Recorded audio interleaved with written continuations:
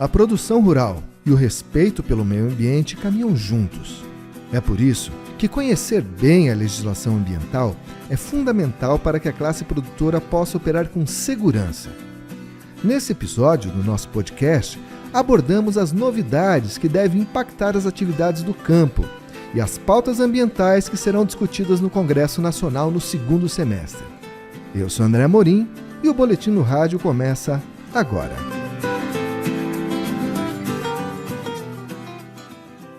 Bom, e para começar essa conversa, eu quero apresentar os convidados de hoje, começando pelo deputado federal Sérgio Souza. Como é que vai, deputado? Olá a todos, que prazer estar aqui nos estúdios da FAEP, junto contigo, com a Carla, fazendo esse debate sobre as novas legislações já em vigor e aquilo que nós estamos trabalhando no Congresso Nacional para dar garantia ao produtor rural de segurança jurídica e do direito à propriedade. Maravilha, e também temos aqui hoje a Carla Beck, que é técnica do Departamento Técnico Econômico aqui da FAEP. Tudo bom, Carla? Olá, boa tarde a todos. É um prazer estar aqui falando sobre a questão ambiental, uma questão que preocupa tanto os produtores rurais, para que a gente possa estar aqui esclarecendo o que ele pode fazer para estar se regularizando ambientalmente. Bom, e a gente sabe que tem muitas novidades. Esse ano começou com bastante mudança, no cenário ambiental. Por isso que eu queria conversar com vocês para esclarecer um pouco para o nosso ouvinte o que isso vai acabar impactando para ele lá dentro da porteira, na produção dele, no dia a dia dele. Um dos temas que a gente elencou aqui para essa conversa é a Lei 14.595, que ampliou o prazo para os agricultores fazerem a adesão ao Programa de Regularização Ambiental, o PRA. O que mudou na verdade, Carla? Então, o que acontece é que o novo Código Florestal ele criou dois instrumentos muito importantes para a regularização ambiental, que foi o Programa de Regularização, o CAR, em primeiro lugar, que é o Cadastro Ambiental que o produtor tem que fazer, e o Programa de Regularização Ambiental, que vai ser aquele programa que ele vai aderir para se adequar ao novo Código Florestal. E esse programa, o Sistema FAEP Senar estava muito preocupado porque ele tinha o prazo de adesão até final de dezembro de 2022. O que acontece é que grande parte dos cadastros ainda não foram analisados e muitos produtores então não sabiam se iam precisar aderir ao PRA ou não. Agora então esse prazo então foi prorrogado e ficou de uma forma muito mais amigável para o produtor rural, ou seja, o produtor rural ele vai ser notificado pelo órgão ambiental após a sua análise e ele vai ter então um prazo de 1 ano para aderir ao PRA. Então essa foi uma das grandes mudanças que essa lei trouxe, ou seja, o prazo de adesão ao PRA passou a ser de 1 ano após a notificação pelo órgão ambiental ao produtor rural. Isso já está valendo? Já sim, André, já está valendo, já... Na verdade, desde a publicação da medida provisória, lá no final do ano passado, se eu não me engano foi dia 23 de dezembro, mas ela passou a viger a partir de 1º de janeiro, porque o prazo constante do Código Florestal vencia no dia 31 de dezembro de 2022. E agora as alterações, além do que foi colocado na medida provisória quando da sua edição, aquilo que nós aprovamos no Congresso também já está valendo, porque foi já sancionado na semana passada essa medida provisória pelo presidente da República. Mas o bacana aqui, André, a gente, até ouvindo a Carla sobre as suas explicações, é entender de que o Congresso Nacional ele fez uma nova legislação ambiental para as propriedades privadas, e isso no âmbito das cidades e também do rural, mas nos interessa muito aqui o rural, e colocou algumas obrigações, E essa obrigação de fazer o CAR, por mais que ela é voluntária, ela é facultativa, você faz se você quiser fazer, no entanto ele traz algumas restrições se você não fizer, crédito, e traz também a restrição de fazer a sua regularização ambiental se você tiver algum passivo a ser regularizado. Por exemplo, imagine quem tem alguma multa ambiental antes de 2008. 2008, CAR 98. 98, né? 2008. Não, 2008, isso mesmo. 2008. Antes de 2008. Quem sofreu alguma multa ambiental antes de 2008 e está passível de regularização, ele pode fazer. Mas antes, ele só podia fazer se ele tivesse entregue o CAR, o Cadastro Ambiental Rural dele, até o dia 31 de dezembro de 2020. Quem não entregou até 31 de dezembro de 2020, se tivesse algum passivo ambiental e multa, antes de 2008 teria que pagar, não teria outra solução. O que nós fizemos? Como o Estado brasileiro, seja as unidades federativas ou a União, não fez a análise dos CAR, mesmo aqueles que foram entregues antes de dezembro de 2020, então nada mais justo do que prorrogar. Então nós prorrogamos até o final deste ano para os grandes e médios produtores. No Paraná, eu diria para você que a maior parte é médio e pequenos, né? Mas para os médios e grandes até o final deste ano, quem refizer o CAR, fizer um novo CAR ou entregar agora o CAR, ele pode participar do programa de regularização ambiental e tendo aí, inclusive, não anistia, mas a compensação das suas multas que tenham porventura a pagar. E os pequenos produtores até dezembro de 2025. Então é um grande legado. E o programa de regularização ambiental, que vencia no final de 2022, essa prorrogação, nós fizemos uma prorrogação sistêmica. Ou seja, o prazo é 1 ano. Antes era assim, né? Vencia 31 de dezembro. 31 de dezembro de 2022, independente se você entregou o CAR, independente se analisou o CAR, mas como é que você vai saber o passivo se não analisou o CAR? Agora acabou isso, né? Passa a contar 1 ano para o produtor rural aderir ao programa de regularização ambiental, e depois tem mais o prazo para ele implementar esse programa, né? A partir do momento em que o Estado brasileiro, que o ente federado, fizer a análise do CAR e o notificá-lo. Enquanto não houver a notificação, não conta esse prazo. Então é um grande ganho para o produtor rural regularizar o seu eventual passivo que tem, e aqueles que não entregaram o CAR no prazo lá de 2020, corram entregar até o final desse ano, porque dá tempo depois de entrar no prazo também. Eu acho que isso que o deputado falou, acho que vale a pena reiterar. Então, por quê? Porque nós tínhamos acabado o prazo de fazer o CAR com todos os benefícios do CAR, né? Ou seja, os benefícios de área consolidada, nós tínhamos terminado no dia 31 de dezembro de 2020. Essa legislação, a Lei 14.595, ela prorroga novamente essa data. Ou seja, para propriedades maiores que 4 módulos fiscais, o prazo agora, o novo prazo é até 31 de dezembro de 2023. E para propriedades menores que 4 módulos fiscais, o prazo é 31 de dezembro de 2025. É uma grande oportunidade para aquele produtor que ainda não fez o cadastro ambiental rural, porque assim ele vai ter todos os benefícios de áreas consolidadas, e uma grande referência também para aquele produtor que teve, por algum motivo, algum cancelamento sobre o CAR. Então, ele pode fazer o cadastro ambiental rural para regularizar. E a grande questão é: verifique o seu cadastro. Entre na central do proprietário ou possuidor e verifique como está o seu cadastro. Se ele já passou por algum tipo de análise, se ele necessita de alguma documentação, é muito importante o produtor estar atento agora à central do produtor dentro do site. Então fica o recado aí para você, ouvinte. Se você ainda não fez o CAR ou se teve algum problema, cancelamento, você tem mais uma chance de regularizar essa questão. E por falar em CAR, a gente viu que com essa mudança de governo, teve várias mudanças. O CAR saiu do Ministério da Agricultura, foi para o Ministério do Meio Ambiente, agora saiu do Ministério do Meio Ambiente, foi para o Ministério da Gestão, Inovação e Serviços Públicos. Deputado, o que está acontecendo? Isso aí vai trazer algum problema, algum entrave para o produtor lá na ponta?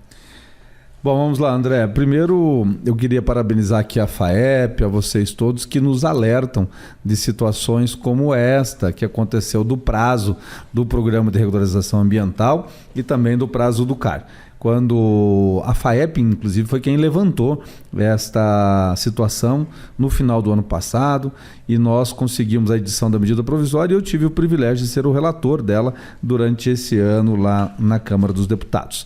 Agora aí a outra medida provisória, é a 1150, né? A medida provisória 1150, a 1150 trata do CAR e do PRA. É a 1154 que trata da reestruturação dos ministérios. Todo governo, eu acho que tem o direito de montar o ministeriado daquele que ele se comprometeu perante a sociedade e foi sabatinado nas urnas.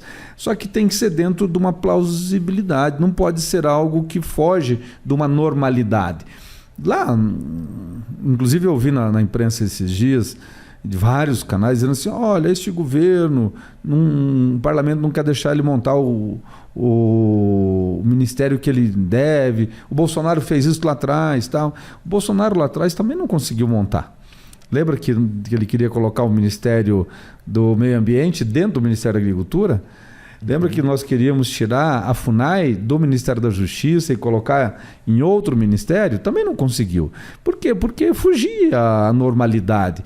Agora, quando o atual presidente sugere uma reestruturação ministerial, cria, por exemplo, o Ministério do Índio e coloca uma índia para ser a ministra, não temos nada contra isso, achamos isso justo, inclusive, a Índia Guajajara, mas você dá a eles o poder de demarcar as suas próprias terras?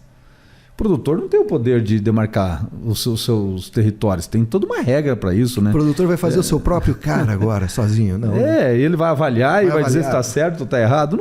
Não dá, né? Eu dizia que a Carla, o Ágide e outras pessoas na semana passada que estive aqui, dizendo assim, olha, você não pode dar a uma das partes o direito de decidir em detrimento da outra parte também. Tem que ser um juiz. Então, nada mais justo do que ficar no Ministério da Justiça. Trabalhamos para isso.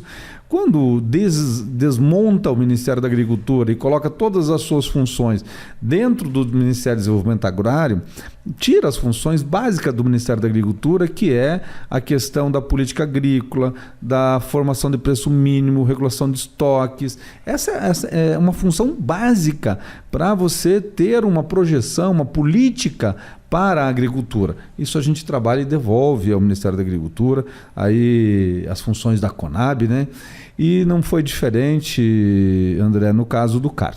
O CAR estava antes dentro do Ministério da Agricultura, o Serviço Florestal estava dentro do Ministério da Agricultura, e o Serviço Florestal, inclusive, é competente para licenças para retirar eucalipto, pinos, exóticas, né, para colheita, para plantio e assim por diante, e análise do CAR também. Mas não é nem análise do CAR, porque quem faz análise do CAR é o órgão ambiental estadual. É dele a competência. Agora nós estamos dizendo o seguinte, se ele não fizer, a União pode fazer também.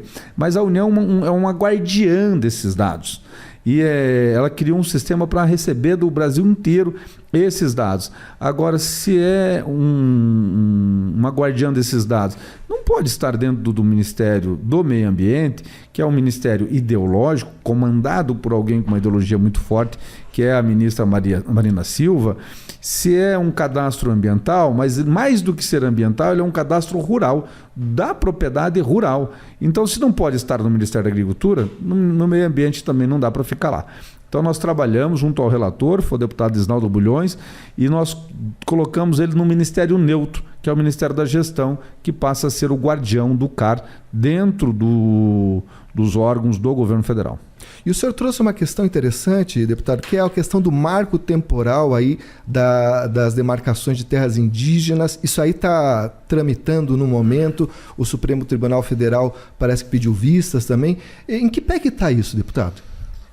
Veja só, a Carla conhece bem esse assunto também, a FAEP, nós temos trabalhado muito, o João, né, esse assunto, porque temos aqui os municípios de Terra Roxa, de Guaíra, de Autônia, temos lá também São Miguel do Iguaçu, tem alguma coisa em Foz, tem também Santa Helena, tem vários lugares no Paraná com esses problemas de demarcação de terras indígenas. O que nós queremos, assim? De fato, que seja justo, que seja legal, o que seja dentro da lei. O problema é que a Constituição, que já tem 35 anos, ainda muitos dispositivos delas pendem de regulamentação. E o Congresso nunca conseguiu regulamentar esse artigo, o 231 da Constituição, que trata dos direitos do índio, porque sempre foi muito polêmico. E quem acabou fazendo essa regulamentação foi o Poder Judiciário, no Supremo Tribunal Federal, se eu não me engano, em 2012 ou 2013, no caso da Raposa Serra do Sol, aquele caso lá de Roraima. E ali o ministro, na época, o Menezes de Direito, o ministro colocou ali algumas condicionantes, são ao todo 19 condicionantes, e colocou também um marco temporal. Ele fez uma interpretação da Constituição.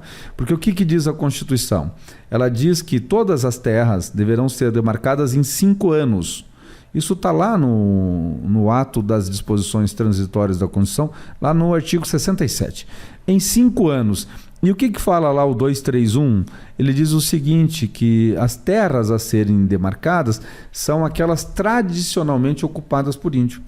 Então, se você está no tempo, 5 de outubro de 88, que é a data da promulgação, ele fala de terras tradicionalmente ocupadas, então elas têm que estar ocupadas.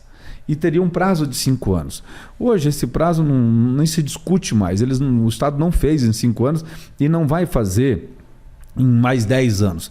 Isso vai ser sempre uma situação a ser revista, a ser ponderada, né? No entanto, o Estado, ao mesmo tempo, André, em que ele dá o direito ao índio e diz quais são os seus direitos, de que forma eles podem alcançá-lo, ele também traz o direito à propriedade do produtor rural. O Brasil é uma grande reforma agrária. Se nós voltarmos no tempo, há 500 anos atrás, quando nós acabamos de ser descobertos, isso aqui virou tudo terra de estrangeiro, né? Era terra de portugueses. O índio estava aqui já, 5 mil, 10 mil anos ou mais do que isso, mas virou terra dos portugueses, né? Os portugueses fizeram as colônias. Eles aqui começaram a vender essas terras e promoveram uma grande colonização. Depois mesmo no Brasil Império, já no Brasil República, já com a independência, o que acontece com o Brasil? Vamos pegar o nosso estado do Paraná aqui. Vamos pegar aqui uma companhia, vamos pegar a região de Maringá, a Melhoramentos, né? Que é a companhia que colonizou a região de Maringá. O que fez o governo? O governo foi lá e vendeu essa terra para uma companhia e falou assim, olha, você paga tanto por ela e você tem a obrigação de promover a colonização. Então, você tem que levar os colonos para lá. Você desenha as cidades, onde é que elas vão ser, e vai colonizar, vai lotear, fazer todas as divisas, vai fazer matrícula, vai fazer registro, tudo, e vai vender um valor e esse cidadão vai pagar. E era barato. E ele podia comprar direto da companhia. Meus antepassados compraram direto da companhia, meu bisavô, meu avô, meu pai, eu acho que não. E podiam adquirir isso, e é o que é isso? É uma colonização, é uma reforma agrária. Hoje, quando se promove um assentamento da reforma agrária pelo INCRA, esse agora que você compra a terra, você tem que vender para o assentado da reforma agrária. Você não entrega para ele de graça também não, é simbólico, é. Então o Brasil foi uma grande reforma agrária. Então todo este território que foi entregue ao produtor rural, foi entregue vendendo a ele. Agora, se você está dizendo que aquilo ali pode eventualmente ser uma terra indígena, o que nós defendemos? Tem que pagar o valor dela e também das suas benfeitorias, terra nua e suas benfeitorias. Mas a Constituição não permite. Então virou uma grande discussão a questão do marco temporal, para você dizer o seguinte, se o índio está ali em cima dessa terra naquela data, é dele. Se o produtor rural está ali, é dele. Agora, se há uma divergência, o Estado tem que indenizar. Também aí, até no voto do ministro Alexandre de Moraes, ele começa a abrir essa parte da indenização, mas para isso tem que alterar a Constituição. Tem até uma PEC tramitando na Câmara, já aprovado no Senado, que é a 132, que trata disso. Então eu vejo o seguinte, a questão do marco temporal, primeiro, é uma justiça com os índios. Ninguém quer tirar deles o que eles têm de direito, de forma alguma. mas também é uma justiça com os produtores rurais. Nós temos que dar aos produtores rurais o mesmo direito de qualquer outro cidadão. Quando a gente começa a comparar o tamanho do Brasil, o tanto de terras demarcadas, o tamanho do Brasil de produção agropecuária e o tanto que nós utilizamos desse território para produzir alimentos, você veja, o Brasil tem perto de 1 milhão de índios e tem 220 milhões de brasileiros. E 1 milhão de índios já estão em 14% do território nacional e os outros 219 milhões estão em algo em torno de 33% do território. Você veja que loucura isso, né? É algo assim fora do comum. Então, não somos todos iguais perante a lei? Índio é diferente de branco? Branco é diferente de preto? Perante a lei, não. Somos todos iguais. Velho, pobre, rico. E perante Deus, somos diferentes? Também não. Então, o que nós defendemos no Congresso é o marco temporal. A Câmara aprovou numa polêmica muito grande, fomos muito criticados. É só digitar o nosso nome aí e na grande mídia vocês vão ver aí que realmente nós fomos muito criticados pela grande mídia desse país, mas não temos nenhuma dúvida que nós estamos fazendo o bem para a sociedade brasileira, pela garantia da segurança alimentar e também para o índio. E como é que fica agora, deputado? Isso ainda volta para o Senado? Isso agora depende do julgamento no STF para poder caminhar? Qual que seria o próximo passo para essa medida? Olha, o STF está julgando um outro caso, que é um caso de Santa Catarina, que pode ter repercussão geral. A composição do Supremo de hoje ela é muito diferente da composição do Supremo de 10 anos atrás. Então pode haver uma mudança de interpretação. Hoje está 2-1, ali tem que interpretar um pouco melhor alguns dos votos, mas está 2-1 em favor de não ter marco temporal. Isso é um risco muito grande. No entanto, por que o Supremo está decidindo? Porque o Congresso não decidiu. Mas a Câmara agora vota, inclusive sob a alegação de muitos de que votou de maneira atropelada, mas demorou 16 anos. Faz 16 anos que esse projeto está na Câmara e estão dizendo que é atropelado. Não, foi muito bem discutido. Agora vai para o Senado. E o Senado tem o seu tempo também, né? Enquanto o Senado analisa, pode o Supremo terminar o julgamento. E terminar esse julgamento, ele pode vir a fazer uma interpretação diferente daquela que ele já fez lá em 2013 e trazer consequências desastrosas ao nosso setor produtivo rural. Outra questão que eu queria colocar para vocês discutirem é a proposta do Marco Geral do Licenciamento Ambiental. É um projeto de lei do senador Assir Gurkaz, segundo o presidente Ars Meneghetti, é o terceiro senador aqui do Paraná, que é uma pessoa muito atuante aí, que costuma tomar decisões assim em prol do produtor rural. E essa proposta dele visa padronizar os procedimentos para a obtenção do licenciamento ambiental. E eu queria saber a opinião de vocês. É possível fazer uma padronização num país desse tamanho, que tem questões de bioma diversas, de tipos de modalidade de empreendimento ambiental diversas? Vai lá, Carla, faz a introdução para nós. A questão que muitas vezes chama a atenção do produtor rural e traz um impacto para o produtor rural é que muitas vezes na propriedade dele ele tem um empreendimento de piscicultura, ele tem um empreendimento de avicultura, ele tem um empreendimento de suinocultura. Então o que ele vai precisar? Ele vai precisar tirar 3 licenciamentos. Tá? E esses licenciamentos muitas vezes têm prazos distintos de vencimento. Então muitas vezes fica extremamente burocrático ele ter que fazer todos esses licenciamentos. A ideia é de ter um licenciamento da propriedade, né? Então isso que é importante, ou seja, licencia a propriedade como um todo. Olha, isso iria desburocratizar bastante a situação hoje atual, né? Sim, sim. Veja só, qual que é o grande dilema que nós vivemos no Brasil hoje? É insegurança jurídica. Nós temos a insegurança jurídica com relação ao direito à propriedade, tratamos aqui a questão do marco temporal, também tem aquela questão de regularização em faixa de fronteira, né? Nós temos a questão do segurança jurídica na utilização da sua propriedade, o quanto é que eu posso utilizar, 30%, 50%, 80%, o que eu tenho que deixar em floresta em favor, em benefício da biodiversidade e da humanidade. Nós temos também a segurança jurídica do ponto de vista de utilização de defensivos agropecuários, de manejo e por aí vai. E hoje, no licenciamento ambiental, não é diferente. E também nós temos aí, André, algo que pesa muito sobre o agro brasileiro, que é custo de produção. O custo de produção hoje do Brasil é um dos mais caros do mundo. Por que ele é caro? Porque a nossa logística é cara, porque a nossa carga tributária é cara, porque os insumos são mais caros, as máquinas são mais caras. Se você pegar um trator fabricado no Brasil e for comprar ele no Uruguai, você vai ver que é metade do preço. Um implemento agrícola não é diferente. Se você comprar um trator na Alemanha, você vai ver que é metade do preço no Brasil, nos Estados Unidos, e eles competem diretamente conosco. Quanto é que é o peso de uma carga tributária, o custo para o produtor rural, do alimento que ele dá para a planta, do fertilizante? É muito mais caro do que os americanos, do que os argentinos, do que os do Uruguai, do que da Europa e assim por diante. Por quê? Porque nós somos deficitários em fertilizantes.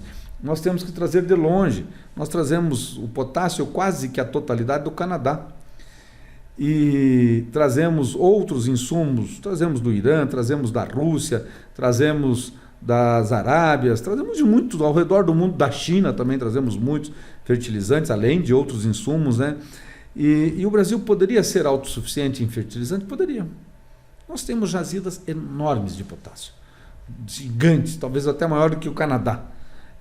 Mas por que nós não exploramos? Porque o licenciamento ambiental torna inviável. É mais barato você trazer lá do Canadá. E onde é que está esse potássio no Canadá? Está lá numa reserva indígena. 80% do potássio que entra no Brasil vem de reserva indígena do Canadá.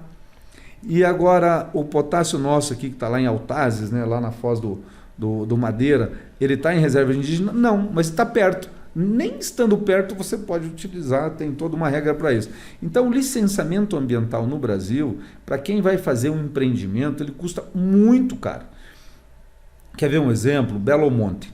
Belo Monte, o licenciamento demorou mais ou menos 10 anos, a um custo de 5 bilhões de reais.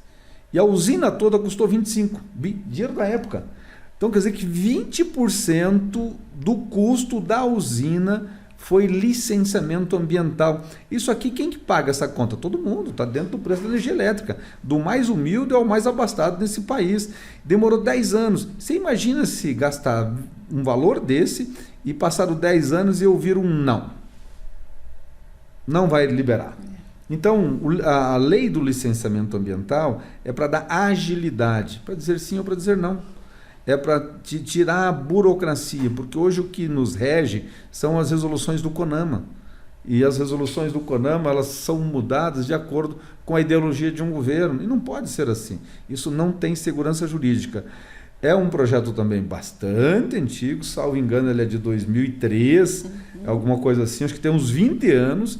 Ele ficou na Câmara até o ano passado, no ano passado, 22, acho que até 2021, nós aprovamos ele em 2021, ele foi ao Senado e ele está lá no Senado paralisado. O senador Assir Gurgás era um dos grandes defensores desse projeto, e eu não tenho nenhuma dúvida de que licenciamento ambiental, regularização fundiária, a questão da demarcação de terras indígenas, a nova lei sobre os pesticidas, são marcos dentro da legislação brasileira muito importante para redução de custo de produção, segurança jurídica e garantia de direitos. O senhor trouxe um tema bem interessante, deputado, que é o custo Brasil, né? Como é que a gente sai em desvantagem em relação a outros países para fazer qualquer empreendimento, né?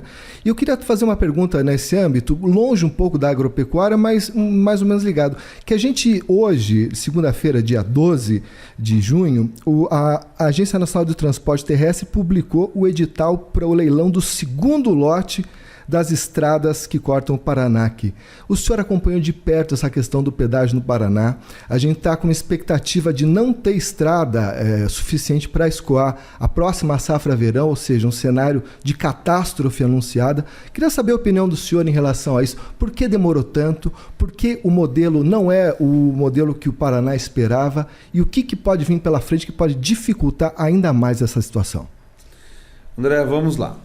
Eu, pessoalmente, eu preferia que não tivesse pedágio. Se nós não tivéssemos pedágio de rodovias de qualidade, eu acho que o custo seria bem menor. Acontece que quando você põe na ponta do lápis um caminhão saindo do oeste do Paraná até chegar a Paranaguá, quantas horas ele demora, qual o desgaste do caminhão, hora de motorista, tempo de viagem, gasto de combustível e por aí vai. Quando você põe tudo isso, é melhor você pagar pedágio e andar numa pista eficiente que sai mais barato do que você dessa forma. Por um outro lado, o pedágio é algo que veio primeiro no sul e sudeste, depois chegou um pouquinho no centro-oeste, mas no resto do Brasil não tem. E o pessoal do norte e do nordeste não aceita pedágio de forma alguma.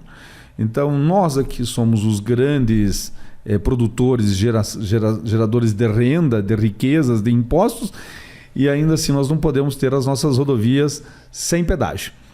E temos que mandar os recursos para outras regiões, e eu sou a favor da diminuição da desigualdade, mas tem que criar regras para isso, né? Mas lá pedágio zero. E aqui para nós pedágio em quase tudo, né? Então a gente tem que olhar, porque isso no final nós deveríamos ter as rodovias nossas todas feitas pelo Estado, pela carga tributária que o setor paga, sem o pedágio. Mas se isso não é possível, que venha o pedágio, mas que venha com tarifas justas e com a obrigatoriedade de obras. Quando eu relatei esta lei lá atrás, também foi uma medida provisória, lá no governo ainda do Michel Temer. Inclusive o Tarcísio era o nosso assessor que fazia interlocução com o governo nessa lei. Nós criamos alguns mecanismos. Primeiro, foi ali que nós proibimos a prorrogação dos pedágios do Paraná. Paraná não, do Brasil inteiro, né? Nós colocamos dentro da lei um dispositivo que não permitia a prorrogação dos pedágios da década de 90. Porque nós achamos algumas falhas nos processos de concessões da época, porque foi feita uma concessão por 24 anos, num edital que foi a licitação, que não previa no edital uma prorrogação. Então, se ele não previa a prorrogação no edital, quer dizer que aquele que disputou o leilão para ganhar a concessão, ele não colocou na conta que ele poderia ser prorrogado. Que se ele colocasse na conta que poderia ser prorrogado, ele poderia dar um valor menor de tarifa e colocar um investimento maior em obras, né? Então, se isso não foi para a disputa lá em 1997, naquele momento, então não pode ser prorrogado. Colocamos na lei isso de maneira muito clara.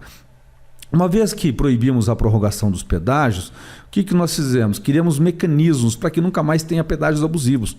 Primeiro, há uma relação de ganho da concessionária de acordo com o seu investimento. Então, aí que ela vai para a disputa, e colocando um teto. Ela pode ganhar quanto? Ela pode ganhar, por exemplo, até 8% do valor do seu investimento, que fica ali na parte da administração, tanto do CAPEX quanto do OPEX, tanto da operação da rodovia quanto dos investimentos, das construções que ela vai fazer. Mas se ela quiser, se der por satisfeita com 5, ela vai para o leilão e disputa com 5. Ela disputa com 3. Então aí tem algumas pegadas bacanas para reduzir a tarifa. E por um outro lado, a obrigação de investimentos. Você não pode vir uma concessão sem obrigação dos investimentos. E tem prazo para isso. Não dá para ficar para o final da concessão, como aconteceu no Paraná, e chega no final, faz um acordo ali, abandona uma obra, não faz outra e por aí vai. Não, você constrói para depois cobrar. é importante. Eu vi agora que o lote 1 foi o primeiro, nós tivemos, inclusive eu faço parte do grupo de parlamentares, é uma meia dúzia de parlamentares da bancada federal que senta todo mês com o governo federal para tratar desse assunto. Então foi lançado o lote 1, agora o lote 2 essa semana, e o lote 3 ainda está sendo analisado pelo TCU, e está aí um pouco da sua resposta, a resposta à sua pergunta. Essa morosidade toda, primeiro que é uma novidade, é a primeira concessão dentro dessa nova modelagem, e o Paraná tem traumas, né? Então houve uma cobrança muito forte, e o TCU tem que opinar. E sem o TCU opinar, não dá para você fazer a concessão. O TCU já liberou o lote 1 e 2, que agora vai a leilão, não está marcado agora para... 29 de setembro. Setembro, né? São 90 dias. Tem toda uma regra agora aí, pode alterar alguma coisa. Aqueles que vão disputar o leilão, eles podem sugerir, questionar, para depois vai no leilão, em bolsa. Isso é bom, né? Porque vai dar maior transparência, e eu espero que nós tenhamos um valor que seja bem inferior ao que era cobrado no passado, tá certo? Tem uma inflação aí no período, né? E que tenha os investimentos que o Paraná precisa e merece. Gente, uma última pergunta aí. Deputado Sérgio Souza, o senhor era o presidente da Frente Parlamentar da Agropecuária no Congresso Nacional. Hoje é outro paranaense, né? O Pedro Lupion. A gente também teve outra paranaense comandando a Comissão de Agricultura da Câmara, né? Na legislatura passada, a Aline Sleutz. Qual que é o segredo dos paranaenses, deputado? Bem bacana a sua colocação, André. A Carla, que está aqui, acompanha o nosso trabalho, o trabalho da bancada. Ela vê o Paraná muito ativo, né? Primeiro que o sistema organizado no Paraná conversa muito com os parlamentares. É o caso da FAEP, é o caso dos sindicatos, das cooperativas. Então o Paraná é um estado antropizado na sua totalidade, né? Você veja, a costa oeste é a fronteira mais antropizada do Brasil, né? De maior número de pessoas. Então o Paraná é muito espalhado, né? E bem dividido a sua população. Então é comum surgir pessoas que se interessam pelo agro. Olha, antes veio a Aline, depois da Aline veio o Jacobo, né? É verdade. Antes da Aline já tinha sido eu, presidente da Comissão da Agricultura. Também já teve pessoas como Miqueleto, como Lupion, como Esperafico, né? Todos os presidentes da Comissão da Agricultura. Teve o ministro Stefanes. Agora o Tião Medeiros é o presidente da Comissão da Agricultura. Presidente da Frente Parlamentar Agropecuária. Fazia anos que o Paraná não tinha um, né? Eu acho que o último que foi... Eu não me lembro se foi o Miqueleto, se foi o Esperafico. Faz muitos anos, acho que algumas décadas. Mas agora vim eu, daí já na sequência veio o Pedro, e o Paraná tem, dentro da atuação da Frente Parlamentar Agropecuária, assim, um grupo muito forte, né? A maior bancada que defende o agro é a do Paraná. Você pega, olha, você tem aqui o Esperafico, você tem o Pedro, o Tião, o Ricardo Barros, de um jeito diferente, mas ajuda muito. O Nishimori é muito participativo, o Lupion. Temos uma bancada muito forte mesmo, defendendo o agro, mas você pode ter certeza, André, que essa empolgação toda, essa motivação toda vem da base, e principalmente dos sindicatos e da Federação Paranaense de Agricultura. Maravilha! Bom, gente, é isso. Vamos ficando por aqui nesse episódio. Quero agradecer muito a presença do deputado Sérgio Souza, da Carla Beck. Voltem sempre, é sempre uma alegria, um privilégio. E falar para você, ouvinte, se você deseja ouvir outros episódios desse podcast, você pode ouvir no nosso site, que é o www.sistemafaep.org.br. Lá você também encontra os links para as nossas redes sociais. Você pode escutar esse podcast no YouTube, no Spotify e também no nosso aplicativo de celular. Você baixa lá gratuitamente o Sistema FAEP e vai receber na palma da sua mão cotações, previsão do tempo e muita informação sobre o agro paranaense. Tá certo? Então, muito obrigado e até a próxima!